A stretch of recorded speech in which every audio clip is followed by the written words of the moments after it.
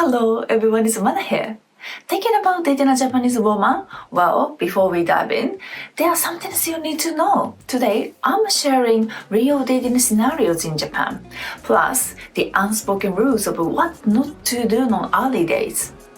Trust me, these tips will save you from awkward moments. Ready for some eye-opening insights? But before we jump in, just a quick heads up. These patterns don't really apply to Japanese teenagers. Their approach to dating is totally different, way more indirect, and honestly, I have no idea how they manage to meet people with all social media and SNS they use. It seriously surprised me. Actually, I'm curious, where do you usually meet new people? Is it through SNS or dating apps? As for me, most of the time, I meet new people at my restaurant or through friends' introductions.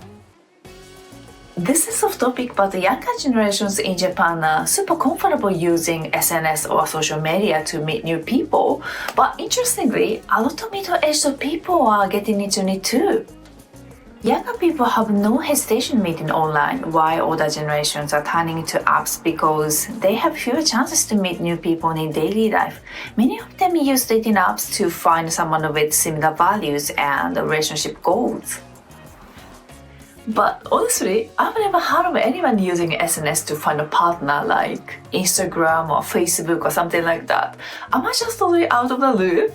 Anyway, I will be talking more about how dating works in daily life, the natural way people in their late 20s, 30s, 40s meet and build relationships in Japan. Anyway, let's get into it. In Japan, most people start by hanging out in groups, usually at social gatherings like drinking parties, what we call nomikai, or just grabbing drinks with a small group after work. If you work at a big company, there are often company-organized events or activities where you can meet new people too.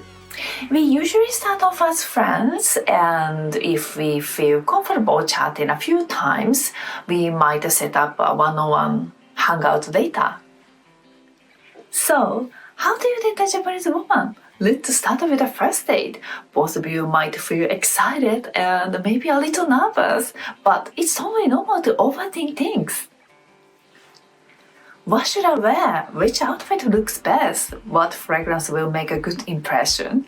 But honestly, don't stress too much. While many Japanese women love fashion, they don't have super high expectations for what men wear. Just keep it simple and clean and go easy on the fragrance.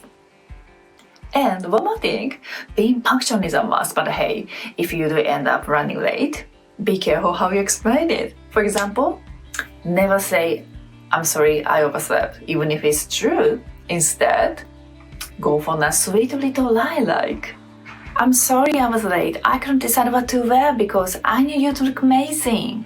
This kind of a thoughtful excuse can actually make her feel good instead of annoyed. But remember, this trick only works once. Don't make a habit of being late after the first date. And for the first date, people usually go to places like the movies, shopping, or somewhere they both enjoy. Personally, I always worried that if I took a guy to places I loved, like clothing stores or more girly spots, he would probably get bored. And if only one of us was having fun, the date wouldn't feel exciting for both of us. That's why I always avoided going to those kinds of places with a boyfriend.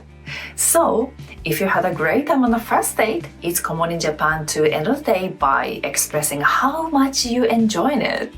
It's a way of showing respect and appreciation, kind of like a polite social custom. You might say something like, "I had such a great time today. I feel like I got to come here with you. Thanks for spending time with me." We actually say things like this even among friends. So, saying something like this keeps things positive and makes the other person feel good.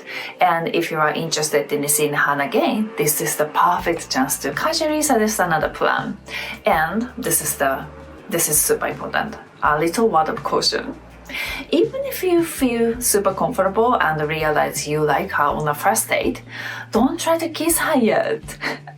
Most Japanese women don't expect a kiss that early and make a move too soon might completely catch her off guard.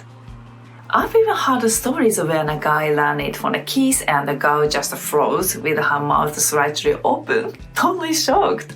That reaction usually means she never saw it coming and had no idea how to respond. So take it slow. Now, let's talk about the second date. If you manage to get a second date or if you feel like you want to see her again, that usually means both of you are on the same page. But honestly, sometimes I find myself wondering, wait, why am I going on a second date with this guy? I don't even fully understand my own feelings. But I think that's exactly why the second date actually carries a bit more meaning and it's a chance to figure things out. This is just my opinion, but on a second date, I naturally start expecting things to move forward. The vibe is usually more peaceful and relaxed. This is when we start talking about more personal things like family, friends, pets, siblings. Nothing too deep, just everyday life topics to get to know each other better. Of course, if you want to go to an amusement park or do something exciting, it's totally fine. But in my opinion, it's better to save those kinds of activities for later. The excitement can definitely bring you closer and create a special moment. But for the second date, we usually take more time to talk and connect first. A simple coffee walk in a park, a casual lunch at a cafe, or just enjoying some slow, relaxed time together is a great way to deepen your bond. Since I live in Tokyo, there are tons of date spots to choose from, but honestly, I have no idea what people do for dates in a countryside. If you live in a countryside, what do you usually do on a date? Just taking a walk by the seaside sounds lovely to me. On the second date, most Japanese women don't expect kissing or even holding hands. It just feels too early, surprised? But if both of you feel that the second date went well, then she would definitely start expecting something to happen on the third date. On the third date, it's often said that it's time to confess your feelings to someone you like, but personally, I think it's still totally okay to just keep getting to know each other. That being said, by the third date, I do start expecting something to feel a little clearer.